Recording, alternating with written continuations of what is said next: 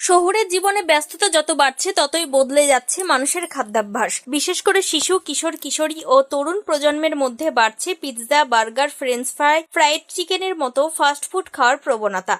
আগে বিকেলের জলখাবারে যেখানে মুড়ি, আলু ভাজা, ঘুগনি, ডিমের অমলেট কিংবা বাড়িতে তৈরি নানা পদ থাকতো, সেখানে এখন মোবাইলে কয়েকটি বোতাম টিপলেই দরজায় পৌঁছে যাচ্ছে পিৎজা বা বার্গার। বিভিন্ন অনলাইন ফুড ডেলিভারি সংস্থার অফার ও ডিসকাউন্ট এই প্রবণতাকে আরো বাড়িয়ে তুলছে। শুধু বাড়ির খাবারের বিকল্প হিসেবেই নয়, অফিসের ট্রিট, বন্ধুদের আড্ডা, জন্মদিন কিংবা ছোটখাটো উদযাপনেও পিৎজা এখন নিয়মিত উপস্থিত। শহরের বিভিন্ন প্রান্তে গড়ে উঠছে একের পর এক ফাস্ট ফুডের দোকান। ফলে অস্বাস্থ্যকর খাবার এখন আর বিশেষ কোনো অনুষ্ঠানের খাবার নয়, বরং অনেকের দৈনন্দিন খাদ্য তালিকার অংশ হয়ে উঠেছে। বিশেষজ্ঞদের মতে এই অভ্যাস দীর্ঘদিন চলতে থাকলে তার প্রভাব পড়তে পারে শরীরের ওপর। উচ্চ ক্যালোরি, অতিরিক্ত নুন, স্যাচুরেটেড ফ্যাট এবং পরিশোধিত কার্বোহাইড্রেট সমৃদ্ধ খাবার নিয়মিত খেলে ওজন বাড়ার পাশাপাশি নানা ধরনের জীবনযাপনজনিত অসুখের ঝুঁকিও বাড়তে পারে। শিশু ও তরুণদের ক্ষেত্রে বিষয়টি আরও গুরুত্বপূর্ণ, কারণ ছোট বয়স থেকেই অস্বাস্থ্যকর খাদ্যাভ্যাস তৈরি হলে ভবিষ্যতে তার দীর্ঘমেয়াদী প্রভাব পড়ার আশঙ্কা থাকে। গবেষণায় ফাস্ট ফুডের সঙ্গে খাদ্যের ডায়েটারি এনার্জি ডেন্সিটি বা খাদ্যের শক্তি ঘনত্বের সম্পর্কের কথাও উঠে এসেছে।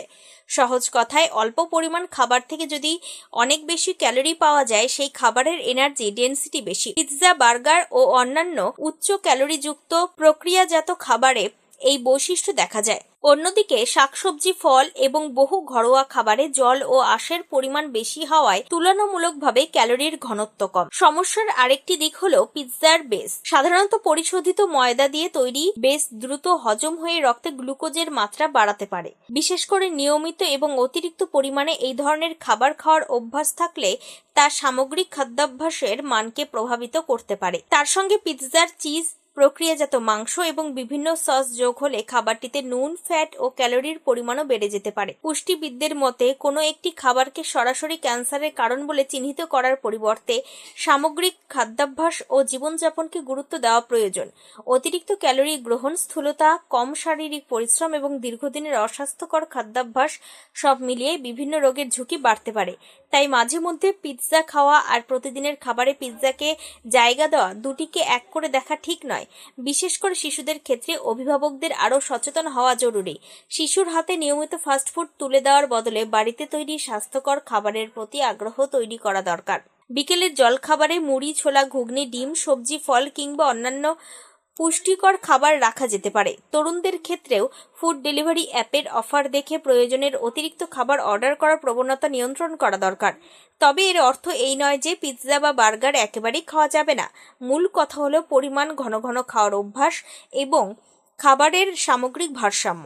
পিৎজা খেলে তার সঙ্গে অতিরিক্ত ভাজাভুজি বা মিষ্টি পানীয় না নিয়ে সালাড বা সবজি রাখা যেতে পারে। সম্ভব হলে কম চিজ, বেশি সবজি এবং তুলনামূলক স্বাস্থ্যকর টপিং বেছে নেওয়াও যেতে পারে। দ্রুত জীবনযাত্রার সঙ্গে তাল মিলিয়ে খাবারের অভ্যাস বদলানো স্বাভাবিক, কিন্তু সেই পরিবর্তনের সঙ্গে যদি পুষ্টির ভারসাম্য নষ্ট হয়, তবে ভবিষ্যতে তার মূল্য দিতে হতে পারে। তাই পিৎজার স্বাদ উপভোগ করা যেতে পারে, কিন্তু প্রতিদিনের খাদ্য তালিকায় তার আধিপত্য যেন তৈরি না হয়। বাঙালির চেনা ঘরোয়া খাবার, ডাল, ভাত, শাকসবজি, মাছ, ডিম, ডাল জাতীয় খাবার, ফল ফিরিয়ে আনাই হতে পারে স্বাস্থ্যকর খাদ্যাভ্যাসের সহজ পথ। স্বাদ ও সুবিধার পাশাপাশি খাবারের পুষ্টিগুণের দিকেও নজর দেওয়া জরুরি। আজকের খাদ্যাভ্যাসই অনেকটা ঠিক করে দেয় আগামী দিনের স্বাস্থ্য। তাই খিদে পেলেই পিৎজার দিকে হাত বাড়ানোর আগে একবার ভাবা দরকার, শরীর সত্যি কি চাইছে। Times 14 bureau, Kolkata. আরও নিত্য নতুন ভিডিও পেতে এবং তথ্য জানতে আমাদের ফেসবুক পেজকে লাইক ও ফলো করে রাখুন। সেই সঙ্গে টাইমস 14 বাংলার ইউটিউব চ্যানেলকে সাবস্ক্রাইব করতে ভুলবেন না।